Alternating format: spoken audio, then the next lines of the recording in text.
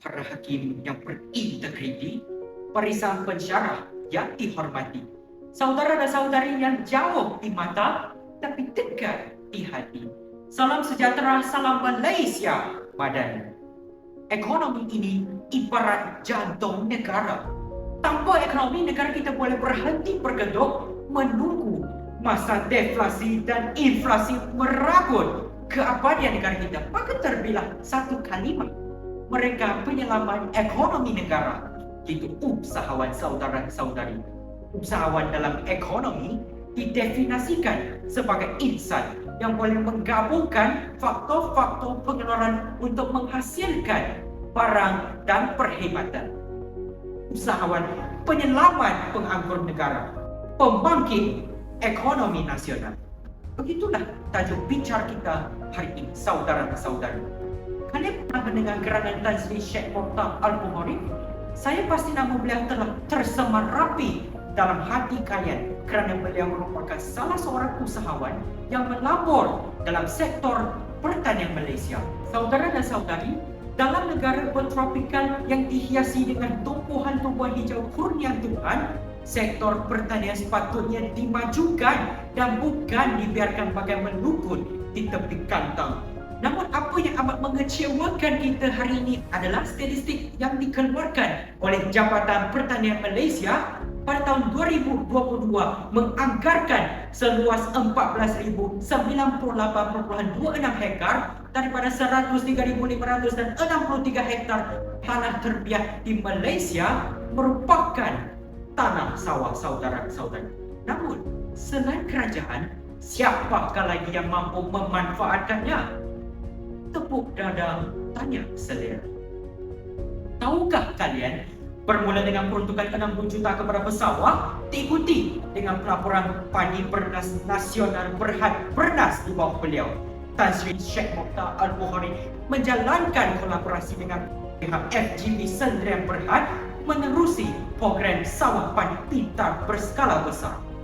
Tujuannya, saudara-saudari, adalah untuk meneruskan sistem penanaman komprehensif yang mengintegrasikan aktiviti pertanian padi melalui amalan pertanian pintar dengan teknologi yang menggabungkan kepakaran FGV dalam teknologi drone dan penderaan jauh untuk meningkatkan hasil padi, dengan harapan pertanian berkembang sebanyak 3.8% setahun dalam tempoh rancangan Malaysia ke-12 dan menyumbang 7% kepada keluaran dalam negeri kasar pada tahun 2025. Saudara-saudari, tindakan ini sudah tentu dapat menghalang pesawat padi agar tidak meninggalkan bidang ini, sekaligus menggalakkan graduan ijazah pertanian berani menceburi bidang ini dan mengubah persepsi bahawa pertanian bukan lagi satu bidang yang memalukan. Saudara-saudari, maka terbuktilah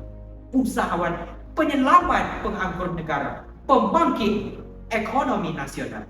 Saudara-saudari, kisah yang seterusnya adalah tentang Sam Darby yang diterajui oleh Datuk Jeffrey Salim Davison yang berjaya memperluaskan peluang pekerjaan dengan melaksanakan pembangunan infrastruktur dalam skala yang besar di seluruh Malaysia.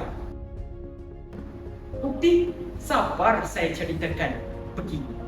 Sam Darby Property melaporkan 250 juta bagi membangunkan Bandar Halmituan di daerah Seremban dan Protection Negeri Sembilan yang menjadi sebahagian daripada koridor pembangunan lembah wawasan Malaysia 2.0. Jadi, apa kesannya saudari? Pembangunan bandar ini dijangka mewujudkan 740,000 peluang pekerjaan baru kepada penduduk di kawasan sekitarnya. Mereka bukan sahaja boleh menjadi pekerja di tapak pembinaan, malah juga boleh berniaga dalam pembandaran baru ini apabila projek telah siap masa kelak nanti. Bukan itu sahaja, menurut Datuk Seri Aminuddin Harun, Menteri Besar Negeri Sembilan, perancangan pembangunan bandar oleh Sam Darby ini menyasarkan aktiviti ekonomi seperti perindustrian teknologi tinggi, kemahiran pelancongan kesejahteraan, pendidikan dan penyelidikan berasaskan kemahiran perkhidmatan yang sudah tentunya menggerakkan pelaburan di negeri beradat ini agar kita menyaksikan peningkatan nilai pelaburan melebihi 32 bilion dari tahun 2018 sehingga 2022. Oleh itu, saudara dan saudari, terang-teranglah bahwa usahawan merupakan ejen pembangunan infrastruktur negara. Tetapi saudara dan saudari, dalam dunia ini bukan semuanya bernasib baik. Ada yang pegang isu malahan. Sememangnya golongan ini seperti mereka amat tak suka mendapat pekerjaan malah terpaksa menganggur seumur hidup. Sedih bukan? Tapi lahirlah usahawan sosial yang merintis jalan mereka dengan menyediakan peluang pekerjaan. Dialah si beliau yang telah menumbuhkan Silent Tennis Bakery.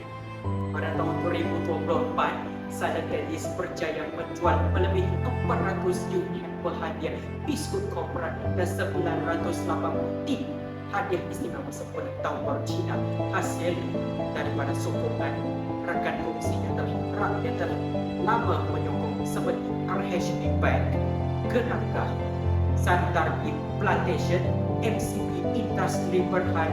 Persoalannya, adakah Silent Tennis ini menyumbang pendapatan negara secara besar-besaran? Saya tidak ada jawapan.